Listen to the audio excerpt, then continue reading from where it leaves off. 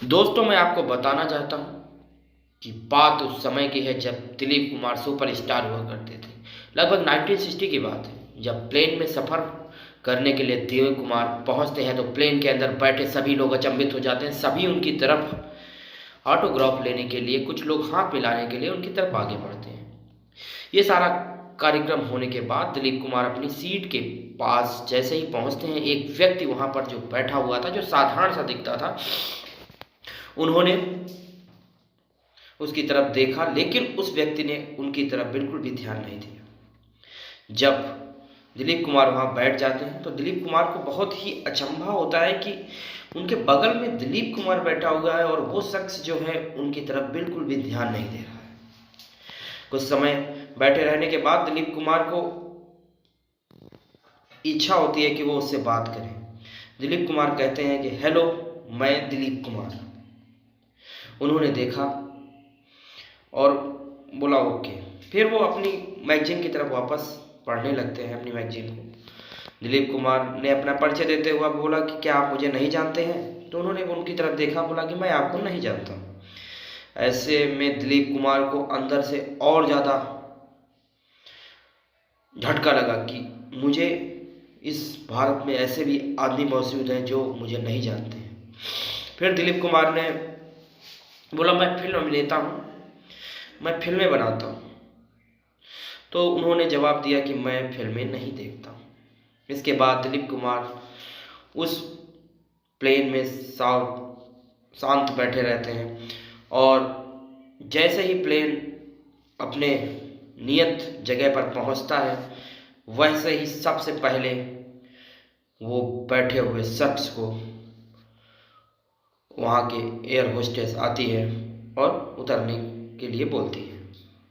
दिलीप कुमार समझ नहीं पा रहे थे कि कौन है ये शख्स जिसको इतनी प्रेफरेंस दी जा रही है। फिर वो जैसे ही प्लेन से नीचे उतरते हैं, एक ब्लैक कलर की मर्सिडीज और उसके गार्ड उसका गेट खोलकर खड़े होते हैं। फिर जैसे ही वो शख्स उस कार के पास पहुंचता है, वैसे ही वो इशारा करता है दिलीप कुमार को बुलाने का। उन्होंने दिलीप कुमार से हाथ मिलाते हुए बोला कि मैं फिल्में तो नहीं देखता हूँ, लेकिन मुझे जब भी समय मिलेगा तो मैं ज़रूर फिल्म देखूंगा। तो उन्होंने बोला कि Mister Dilip, I am Jamshedji Tata. जैसे ही दिलीप कुमार ने सुना कि वो जमशेदजी टाटा के बगल में बैठे थे, वो सन्न रह जाते हैं। क्यों? क्योंकि दिलीप कुमार तो अपने आप को महान समझ रहे थे, लेकिन उनके बगल में वो महान हस्ती, वो महान देशभक्त, वो महान व्यक्ति बैठा था जिसने भारत देश के लिए अपना सर्वस्व निछावर कर देने का गौरव प्राप्त किया था। वो महान व्यक्ति हमारे जमशेदजी टाटा थे, जो टाटा के को इस मुकाम पे लाने में उनका बहुत बड़ा योगदान है। और बहुत सारे ऐसे किस्से हैं जिनको आप सुनकर, जानकर गौरवान्वित महसूस करेंगे, क्योंकि भारत की अर्थव्यवस्था और भारत के इस गौरव को बढ़ाने में इनका महत्वपूर्ण योगदान है। और ये वाकया देखते ही जैसे ही जमशेदजी टाटा वहाँ से चले जाते हैं, और जमशेदजी टाटा के जाने के बाद दिलीप कुमार स्तब्ध रह जाते हैं और वहीं खड़े रह जाते हैं।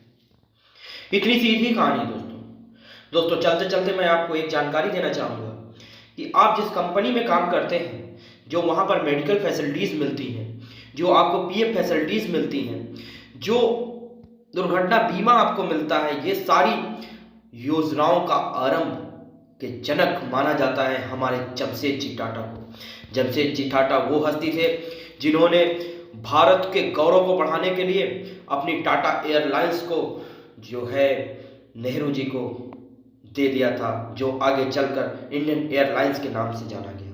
दोस्तों, अगर आपको मेरी ये जानकारी अच्छी लगी हो तो मेरे चैनल को लाइक, सब्सक्राइब और शेयर करें। थैंक